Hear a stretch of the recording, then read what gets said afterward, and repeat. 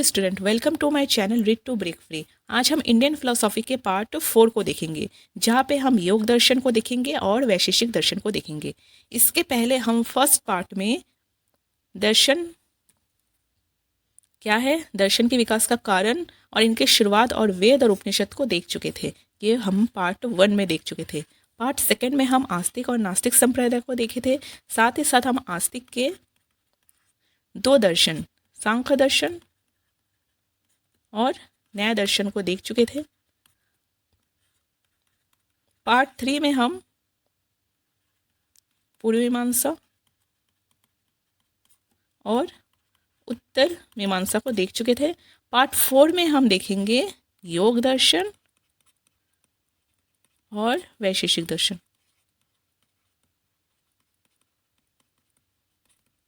तो चलिए स्टार्ट करते हैं। योग दर्शन। योग जो है एक संस्कृत वर्ड युज धातु से मिलके बना है, जिसका अर्थ होता है जोड़ना। योग से हम आत्मा को परमात्मा के साथ कनेक्ट कर सकते हैं। योग आत्मा को परमात्मा से कनेक्ट करने में हेल्प करता है। कौन हेल्प करता है? योग। जब हम योग करते हैं तब हम अपने मन, अपने विचार और अपने अहंकार और अपने बुद्धि पर कंट्रोल कर पाते हैं। योग दर्शन के जो संस्थापक है वो पतंजलि है। योग जो है 8 अवस्था में इन्होंने बताया है कि योग के 8 अवस्थाएं होते हैं, जिन्हें अष्टांग योग भी कहते हैं। वो 8 अवस्थाएं क्या क्या है? सबसे पहला है यम, सेकेंड नियम, थर्ड आसन, फोर्थ प्राणायाम, फिफ्थ प्रत्याहार, 6 धारणा और 7 ध्यान और 8वां आपका लास्ट है समाधि। तो ये जो फर्स्ट आपका 1 से 5 तक है, इनको बोलते हैं बहिरंग आसन, बहिरंग आसन या फिर साधन। और इन 6 से जो 8 है उनको बोलते हैं अंतरंग साधन। बहिरंग साधन जो है वो समाधि मतलब मोक्ष के लिए इनडायरेक्टली हेल्प करता है, और अंतरंग साधन जो है वो मोक्ष के लिए डायरेक्टली हेल्प करता है। इस स्टेप के बाद ही, प्रथम 5 स्टेप के बाद ही हम नेक्स्ट स्टेप आ सकते हैं। डायरेक्टली हम इस स्टेप में नहीं आ सकते, उसके लिए ये स्टेप करना ज़रूरी हो जाता है। अब हम धीरे धीरे इनके डिटेल में जाएंगे। सबसे पहले हम देखेंगे यम क्या है। तो यम जो है वो सामाजिक नैतिकता मतलब सोशल इथिक्स की बात करती है। सामाजिक नैतिकता, सोशल इथिक्स की बात करता है कि हमें समाज में कैसा रहना चाहिए, हमारा आचरण कैसा होना चाहिए दूसरों के प्रति और समाज के प्रति। तो इन्होंने 5 प्रमुख सिद्धांत बताए। पहला है अहिंसा। अहिंसा मतलब हमें किसी के साथ हिंसा नहीं करना चाहिए, ना किसी जानवर के साथ, ना किसी मनुष्य के साथ, ना स्पीच से मतलब गलत तरीके से बात करके जिससे सामने वाले को ठेस पहुँचे, ऐसा बात हमें नहीं करना चाहिए।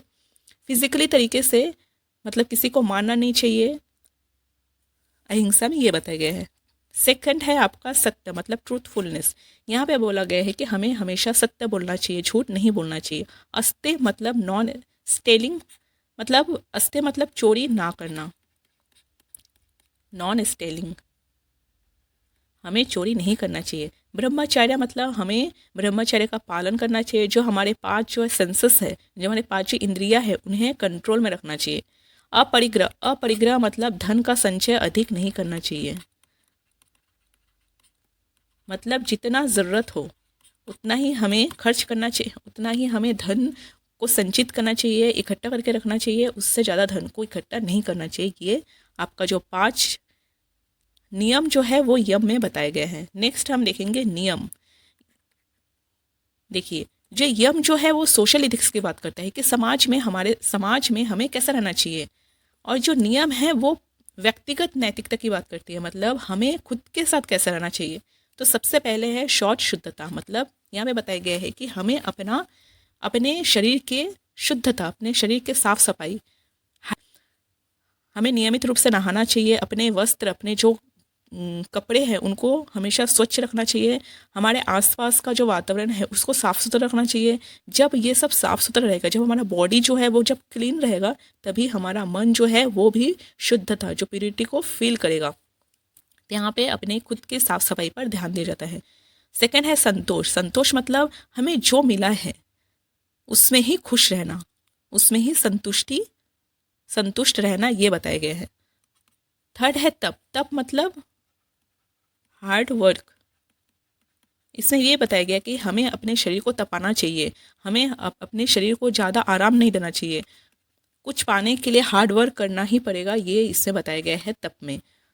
सेकंड बताया गया है स्वाध्याय मतलब सेल्फ स्टडी। इसमें बताया गया है कि हमें वेद और उपनिषद को पढ़ना चाहिए और उसमें जो भी बताया गया है उसको हमारे लाइफ में इम्प्लीमेंट करना चाहिए, ये बताया गया है।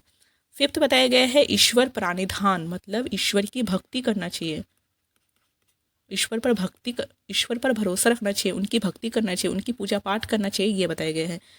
सेकेंड हम देखेंगे आसन। आसन में बताया गया है कि हमें अपने बॉडी को, अपने शरीर को एक सही मुद्रा में, जिसमें आप कंफर्टेबल फील करें, पहले उस मुद्रा में स्थापित करना चाहिए। जैसे कि बोलते हैं पद्मासन या फिर सुखासन। नेक्स्ट है प्राणायाम। प्राणायाम मतलब यहाँ पे जो है सांस पे ध्यान दिया जाता है कि हम सांस को कैसे लेते हैं। तो इसमें 3 टाइप के बताए गए हैं। पहला है पूरक, रेचक और कुंभक। पूरक में क्या होता है, पूरी तरह से सांस को अंदर लेते हैं, अंदर लेने के बाद, पूरी तरह से सांस को अंदर लेने के बाद एक टाइम बाद पूरे सांस को बीच में रोक के रखना, इसको बोलते हैं पूरक।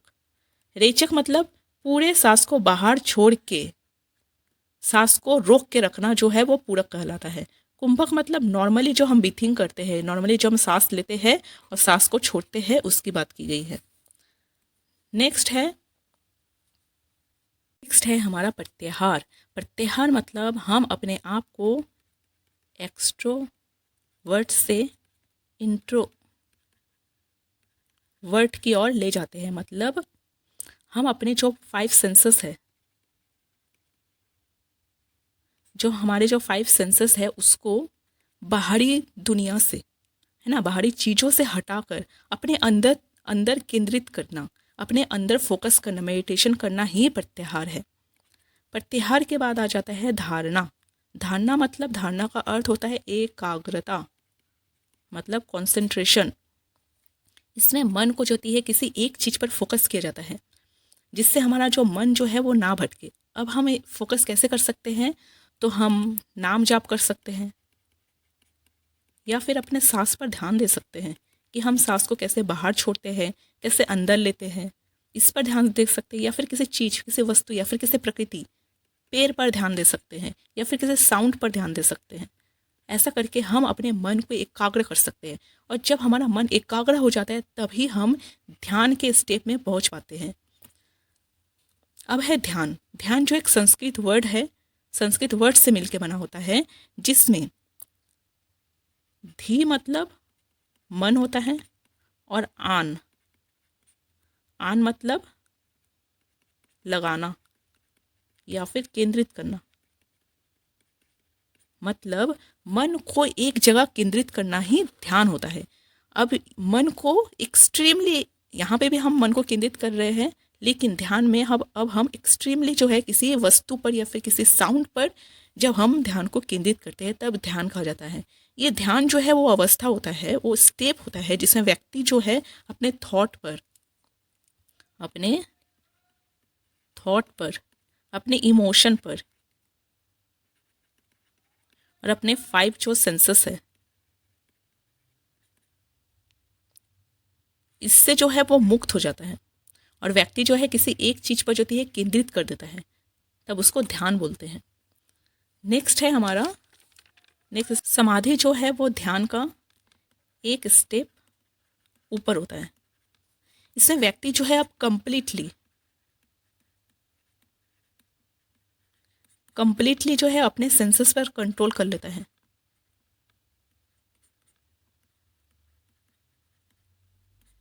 अपने सेंसेस पर कंट्रोल कर लेता है और व्यक्ति जो है वो कंप्लीटली अपने आत्मा मतलब अपने प्योर सोल या फिर ब्रह्मा से कनेक्ट हो जाता है और बाहरी दुनिया से जो है पूरी तरह से दूर हो जाते हैं और ये जो है योग का लास्ट स्टेप है और सबसे सर्वोत्तम अवस्था जो है समाधि ही है।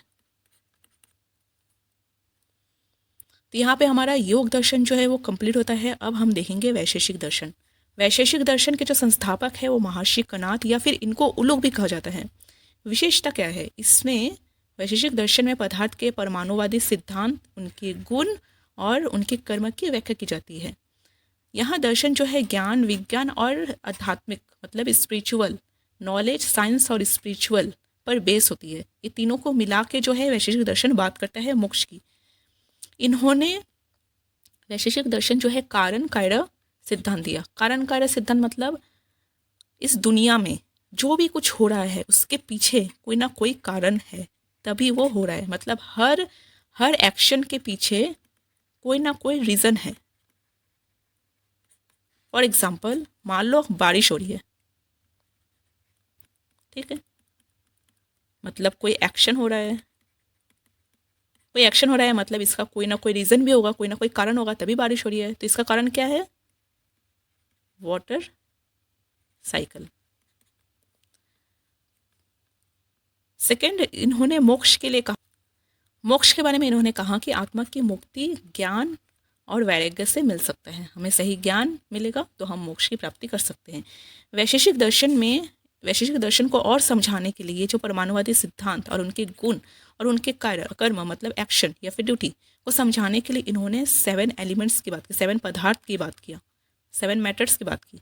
सबसे पहले है द्रव्य। ये फर्स्ट है द्रव्य। मतलब सब्सटेंस। द्रव्य में आ जाता है पृथ्वी, जल, आकाश, अग्नि, वायु, ठीक है। अगर हम पृथ्वी ले लेते हैं समझाने के लिए तो पृथ्वी में बहुत कुछ आ जाता है, जैसे कि चट्टान, पहाड़, पर्वत, मिट्टी, नदी, है ना, ये आ जाता है, ठीक है।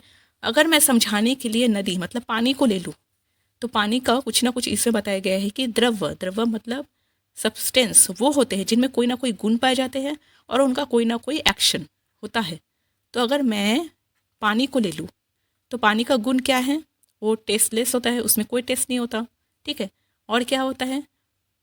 वो ट्रांसपेरेंट होता है, उसका कोई कलर नहीं होता, कलरलेस भी होता है, ठीक है। और एक्शन मतलब ये इसका गुण हुआ। और अगर एक्शन के ले लूँ तो पानी जो है वो बहती है, यहाँ से पानी यहाँ जा रही है, मतलब वो कुछ ना कुछ एक्शन कर रही है। तो वो बताया गया है कि द्रव्य जिसमें गुण, और द्रव्य में किसको रखा गया है? जिनका कोई ना कोई गुण है और उसका कोई ना कोई काम है। सेकंड है क्वालिटी, गुण। क्वालिटी वे गुण या विशेषता जो द्रव्य में पाई जाती है, मतलब इनकी बात की जा रही है। नेक्स्ट है कर्म, एक्शन, मतलब द्रव्य की क्रिया या फिर गति। जो पानी का एग्जाम्पल दी हूँ, जो पानी है यहाँ से बह के यहाँ जा रही है तो कोई ना कोई एक्शन हो रहा है, तो उसकी बात कर रही है। द्रव्य मतलब सब्सटेंस की क्रिया या फिर गति। समानता, यूनिवर्सिटी, सभी वस्तुओं में पाए जाने वाली तत्व एलिमेंट्स, मतलब इसमें कहा गया है कि कुछ एलिमेंट्स ऐसे होते हैं जो सभी में पाए जाते हैं, एक कॉमन एलिमेंट्स। फॉर एग्जाम्पल, अगर मैं प्लांट ले लूँ, ठीक है, अगर मैं मैंगो का प्लांट ले लूँ या फिर नीम का प्लांट ले लूँ, ये सारे प्लांट हैं, सभी प्लांट को एक ही प्लांट के ग्रुप में रखा जा रहा है, मतलब इसमें कोई ना कोई कॉमन आपका एलिमेंट्स है ही। जैसे कि जो सारे प्लांट जो है वो फोटोसिंथेसिस करता है, तो उसमें कुछ ना कुछ कॉमन एलिमेंट्स है, तभी उसको एक ही ग्रुप में रखा जा रहा है। दूसरा, हम एनिमल को भी ले सकते हैं। सारे एनिमल को एक ही ग्रुप में रखा जा रहा है, एनिमल के ग्रुप में रखा जाता है, क्यों? क्योंकि उसमें कुछ ना कुछ कॉमन एलिमेंट्स है ही, तो वही बताए गए हैं। नेक्स्ट बताया गया है विशेष, मतलब पर्टिकुलरिटी, वे विशेषता जो अन्य द्रव्य से अलग होता है, मतलब कुछ एलिमेंट्स जो है वो दूसरे एलिमेंट्स से अलग होता है, जिसके कारण उन्हें अलग अलग बताया जाता है। फॉर एग्जाम्पल, अगर मैं लेमन ले लूँ और मैंगो, ठीक है, दोनों का कलर लगभग येलो कलर के होते हैं, लेकिन लेमन जो है वो हमेशा खट्टा रहता है, लेमन कभी मीठा नहीं हो सकता। आम जो है वो मीठा रहता है, मतलब ये दोनों में कुछ ना कुछ अलग अलग एलिमेंट्स पाए जा रहा है, तभी तो इसका टेस्ट जो है वो अलग है और इसका टेस्ट अलग है। नींबू हमेशा जो है वो खट्टा रहेगा, कभी मीठा नहीं हो सकता। आम जो है वो मीठा रहता है। तो वही बताया गया कि वे विशेषता जो अन्य द्रव्य से अलग करे। नेक्स्ट है समवाय मतलब इनहेरेंस, जिन्हें विभाजित नहीं किया जा सकता, मतलब कुछ एलिमेंट्स होते हैं जिन्हें और टुकड़ों में नहीं तोड़ सकते। फॉर एग्जांपल एटम्स, इसको और हम नहीं तोड़ सकते हैं। दूसरा एग्जांपल दो तो जो हम रोज़ है या फिर गुलाब, उसमें जो सेंट होता है उसको हम फूल से अलग कर सकते हैं। गुलाब का जो सेंट होता है उसको गुलाब से अलग नहीं कर सकते, उसको विभाजित नहीं कर सकते, वही बताया गया है। नेक्स्ट है आपका अभाव, मतलब एब्सेंस, किसी वस्तु का ना होना, मतलब एब्सेंस होना, किसी वस्तु का एब्सेंस होना, वही बताया गया है। तो यहाँ पे हमने जो हमारा योग दर्शन है और वैशेषिक दर्शन जो है उसको हमने पूरा कंप्लीट कर लिया है। आई होप आप लोग को समझ में आया होगा। अगर नहीं आ रहा है तो आप कमेंट्स में पूछ सकते हैं, मैं वहाँ पे आंसर दे दूँगी या फिर मैं उसको समझा भी दूँगी। अब हम इनके एमसीक्यू को सॉल्व करेंगे, तो चलिए। तो हमारा फर्स्ट क्वेश्चन है, योग दर्शन में प्रत्याहार का क्या अर्थ है? ऑप्शन ए श्वास को नियंत्रित करना, ऑप्शन बी बाहरी इंद्रियों को नियंत्रित करना, ऑप्शन सी है ध्यान में लीन होना, या फिर ऑप्शन डी है योगासन का अभ्यास करना।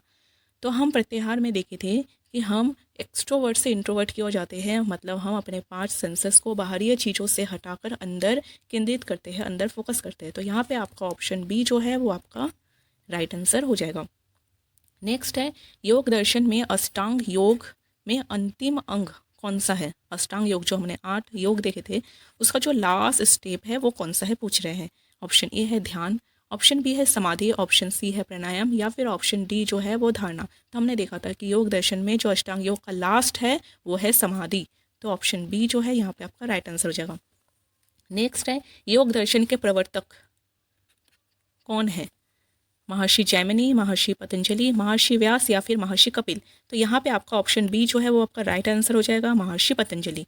नेक्स्ट है, योग दर्शन का प्रमुख ग्रंथ कौन सा है? ऑप्शन ए ब्रह्मा सूत्र, ऑप्शन बी है मीमांसा सूत्र, ऑप्शन सी है योग सूत्र, या फिर ऑप्शन डी है सांख्यकारिका। तो यहाँ पे आपका योग दर्शन का जो प्रमुख ग्रंथ है वो आपका है योग सूत्र, ऑप्शन सी जो है वो आपका राइट आंसर हो जाएगा। नेक्स्ट है, योग दर्शन में चित्त मतलब मन। तो योग दर्शन में चित्त की किस स्थिति को मोक्ष के लिए आवश्यक माना गया है? ऑप्शन ए है विक्षिप्त, ऑप्शन बी है एकाग्र, ऑप्शन सी है मूढ़, या फिर ऑप्शन डी है निरुद्ध। तो योग दर्शन में क्या कहा जा गया है कि हमें अपने मन पर कंट्रोल करना चाहिए, तब ही हमें मोक्ष की प्राप्ति होगी। तो यहाँ पे एकाग्रता की बात की गई है, मन को एकाग्र, मतलब ऑप्शन बी जो है वो आपका राइट आंसर हो जाएगा। नेक्स्ट है, योग दर्शन के अनुसार अष्टांग योग के कितने अंग होते हैं? तो नाम से पता चल रहा है अष्टांग मतलब 8। ऑप्शन ए है 5, 6, 7, 8। तो यहाँ पे आपका ऑप्शन डी जो है वो आपका राइट आंसर हो जाएगा। नेक्स्ट है, योग दर्शन के अनुसार यम में कौन कौन से तत्व शामिल है? सत्य, अहिंसा, अस्तेय, ब्रह्मचर्य, अपरिग्रह, तप, स्वाध्याय, ईश्वर प्राणिधान, शौच, संतोष, ध्यान, प्राणायाम, या फिर ऑप्शन डी केवल सत्य और अहिंसा। तो हमने देखा था कि यम में सोशल इथिक्स की बात करते हैं कि हमें समाज में कैसा रहना चाहिए। तो उन्होंने 5 सिद्धांत बताया था, क्या है? सत्य, अहिंसा, अस्तेय, ब्रह्मचर्य, अपरिग्रह। तो यहाँ पे आपका ऑप्शन ए जो है वो राइट आंसर हो जाएगा। नेक्स्ट है, योग दर्शन के अनुसार ध्यान का क्या उद्देश्य है? ऑप्शन ए है शारीरिक शक्ति बनाना, ऑप्शन बी है मानसिक विकार को दूर करना, ऑप्शन सी है आत्मा और परमात्मा का मिलन, या फिर ऑप्शन डी है इंद्रियों पर नियंत्रण। तो यहाँ पे हम देखे थे कि ध्यान मतलब आत्मा और परमात्मा के मिलन, यहाँ पे ऑप्शन सी जो है वो राइट आंसर हो जाएगा। नेक्स्ट है, वैशेषिक दर्शन के प्रवर्तक कौन है? ऑप्शन ए है महर्षि पतंजलि, ऑप्शन बी है महर्षि कणाद, ऑप्शन सी है महर्षि कपिल, या फिर ऑप्शन डी है महर्षि गौतम। तो हमने देखा था कि जो वैशेषिक दर्शन है उनके संस्थापक हुए हैं महर्षि कणाद, या फिर इनको उलूक भी कहा जाता है। तो यहाँ पे ऑप्शन बी जो है वो आपका राइट आंसर हो जाएगा। नेक्स्ट है, वैशेषिक दर्शन किस प्रकार के दर्शन के रूप में जाना जाता है? ऑप्शन ए है कर्मकांड आधारित, ऑप्शन बी है भौतिकवादी, ऑप्शन सी है न्यायवादी, या फिर ऑप्शन डी है पदार्थवादी। तो आपका जो वैशेषिक दर्शन है उन्होंने 7 पदार्थ की बात की है, तो ये जो है पदार्थवाद के ऊपर आधारित है। तो यहाँ पे ऑप्शन डी जो है वो आपका राइट आंसर हो जाएगा। नेक्स्ट है, वैशेषिक दर्शन के अनुसार सृष्टि का आधार क्या है? ऑप्शन ए है परमाणु, ऑप्शन बी है आत्मा, ऑप्शन सी है ईश्वर, या फिर ऑप्शन डी जो है वो प्रकृति है। तो हमने वैशेषिक दर्शन में देखा था कि वैशेषिक दर्शन जो है वो परमाणुवादी सिद्धांत की बात करता है। तो यहाँ पे आपका ऑप्शन ए जो है वो राइट आंसर हो जाएगा। नेक्स्ट है, वैशेषिक दर्शन में द्रव्य को कौन से तत्व में शामिल किया गया है? ऑप्शन ए है पदार्थ, ऑप्शन बी है गुण, ऑप्शन सी है कर्म या फिर उपयुक्त सभी। तो हमने देखा था कि जो द्रव्य है वो पदार्थ है और जिनमें गुण और कर्म सभी है। तो यहाँ पे आपका ऑप्शन डी जो है वो राइट आंसर हो जाएगा, सभी। वैशेषिक दर्शन में कितने तत्व की मान्यता दी गई है? ऑप्शन ए 5, ऑप्शन सी है 7, सॉरी ऑप्शन बी है 6, ऑप्शन सी है 7 या फिर ऑप्शन डी 8। तो हम देखते हैं कि वैशेषिक दर्शन में कितने तत्व की बात की गई है, तो 7। तो यहाँ पे आपका ऑप्शन सी जो है वो राइट आंसर हो गया। तो यहाँ पे हमारा जो वैशेषिक दर्शन है, योग दर्शन है, वो कंप्लीट हो जाता है। साथ ही साथ हम एमसीक्यू भी सॉल्व कर चुके हैं। नेक्स्ट वीडियो में हम जो नास्तिक दर्शन है उनको कंप्लीट देखेंगे, जहाँ पे हम बौद्ध दर्शन, चार्वाक दर्शन और जैन दर्शन को देखेंगे। फिर हमारा जो टॉपिक है इंडियन फिलोसफी का वो पूरी तरीके से जो है वो कंप्लीट हो जाएगा। तो मिलते हैं हम नेक्स्ट वीडियो में। Have a great day and take care.